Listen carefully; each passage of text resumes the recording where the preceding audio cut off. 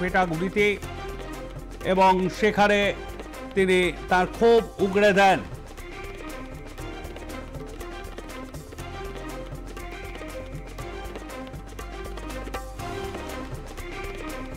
কেমন হচ্ছে ভোট গ্রহণ পর্ব, তিনি কিন্তু তার নিজের এলাকার বাইরে বেরোতে পারবেন না। নির্বাচন কমিশনের নজরদারি এবং তারই মাঝে উদয়নবাবু তিনি তার ভোটাধিকার প্রয়োগ করে ভেটাগুড়িতে আসেন এবং সেখানে একজন যে আহত হয়েছেন ব্লক সভাপতি অনন্ত বর্মন, তাকে দেখতেও হাসপাতালে যান। আমাদের সঙ্গে রয়েছেন আমাদের প্রতিনিধি শরদেন্দু। শরদেন্দু, ঠিক এই মুহূর্তে কি পরিস্থিতি, কেমন হচ্ছে ভোটদান পর্ব?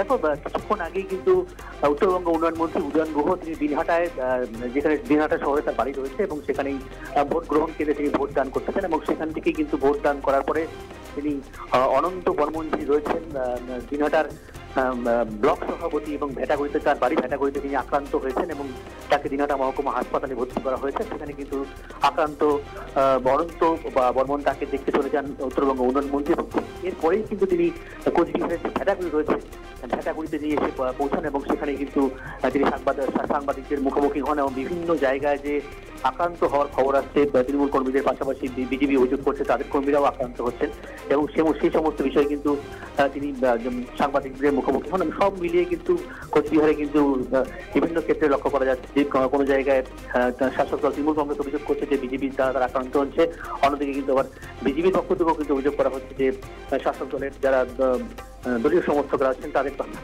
তাদের থেকে তারা আক্রান্ত হচ্ছে এবং কোচবিহারের চান্দামারিতেও কিন্তু এরকম চিত্র লক্ষ্য করা গিয়েছে। যদিও কিন্তু শাসক দলের পক্ষ থেকে যেমন অভিযোগ অস্বীকার করা হয়েছে, পাশাপাশি বিজেপির পক্ষ থেকেও কিন্তু সমস্ত বিষয় অস্বীকার করা হয়েছে। ধন্যবাদ আমাদের সঙ্গে থাকবার জন্য শরদেন্দু। কথা বলছিলাম আমাদের প্রতিনিধি শরদেন্দু ধরের সঙ্গে।